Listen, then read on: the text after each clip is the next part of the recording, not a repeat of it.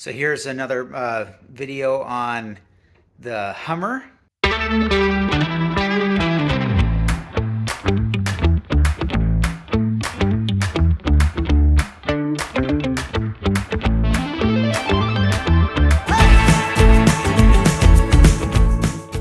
am doing the rear swing away carrier for the tire, the spare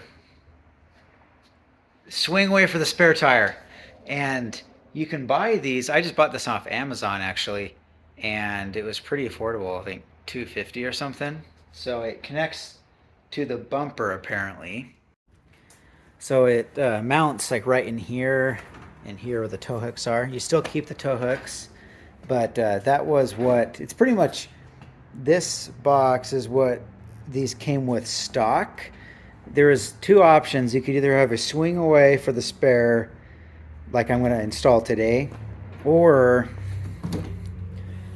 the interior. There was one that was like mounted right here, and you like, put in the big 35 right there.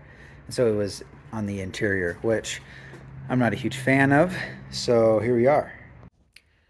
So I'm gonna polish the headlights on the H2 here, and you just spray water on the headlight, and then this is a pretty abrasive. It's not labeled with what it is, but this is 1,000, and so this is probably around, I don't know, 1,500 or so. And then you just keep on going down through the different pads, put them on the drill, obviously. And at the very end, use this to cut them in. So I'm continuing the Hummer H2 build series, and today I'll be doing the shocks, rear coils, and some front rotors, and I'll show you the parts here now. So here are the parts. I'm gonna wait on doing the keys. Here, I'll just show you why. This bushing right there is bad, and on the like half ton and some of the half tons, these have rivets to get this off. Mine's welded on, and there's no access over on this side either. And so there's this company, and they make a push-in bushing. So it's a polyurethane. So I'm really excited about that because that saved me a lot of time and money. So I'm gonna wait on doing the keys because I have to drop down this cross member. And yes, shocks, doing the Bilsteins right here. And then these are Dorman rear coils. You can see here, air suspension conversion kit. These are made for some of these Hummers had air suspension, so this was the conversion kit. But I'm just putting on stock, so just a stock ride, because I don't want to lift this thing. It's high enough. I don't know why you would ever want to lift a Hummer H2 to fit 44s, I guess. I don't know.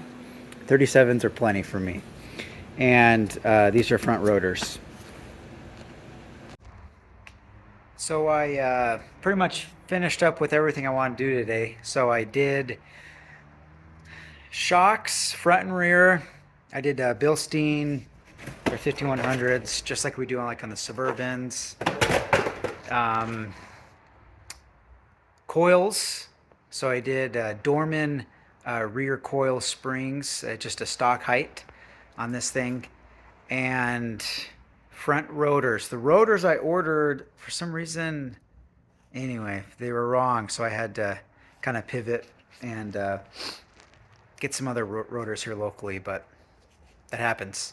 Also, rear sway bar link, it was just, yeah, it's trashed. So I replaced both of those sway bar links. So yeah, you just never know what you're gonna run into, especially with older rigs like this, but really happy how it turned out. And yeah, we'll keep on doing the build series here.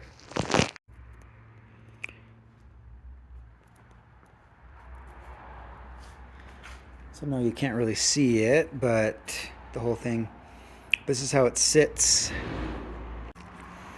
Here's some old parts. These things are just old.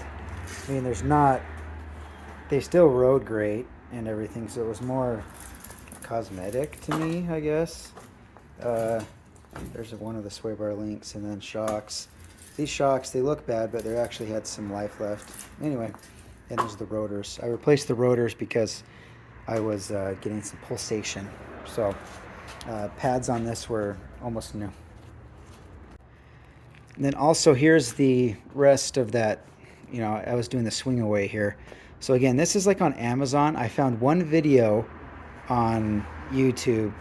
So I should probably do a more in-depth because the instructions on this were pretty bad and there's a lot of unknowns. So I had to go back and look at a lot of pictures. The one video I saw was incorrect and I don't know, a lot of different ways. And so anyway, this thing's cool.